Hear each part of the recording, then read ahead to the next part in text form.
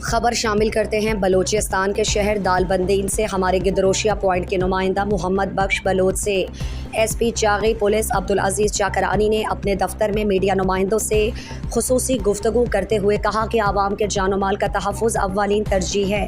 اس موقع پر D S P Gul Hassan Barani, Shakeel Baloch سمیت دیگر بھی موجود تھے۔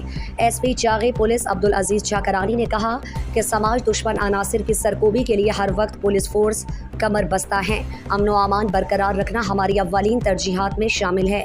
منشیات کے اڈوں اور اسٹریٹ کرائمز کے خاتمے کے لیے عوام کا تعاون اشد ضروری ہے۔ S P Chagai police Abdul Aziz Chakrani نے کہا، قانون سے بالاتر کوئی بھی نہیں، محدود وسائل میں رہ کر عوام کی خدمت کرنے کے لیے کوشاں ہیں اور سب سے بڑا مسئلہ پولیس نفری کا ہے۔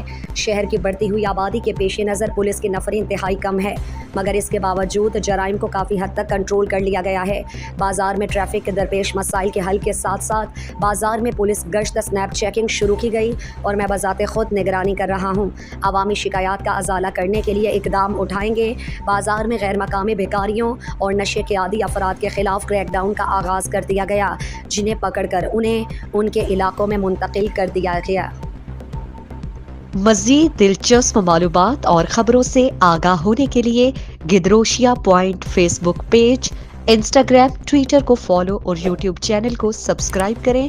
بیل آئیکن بٹن دبانا نہ بھولیں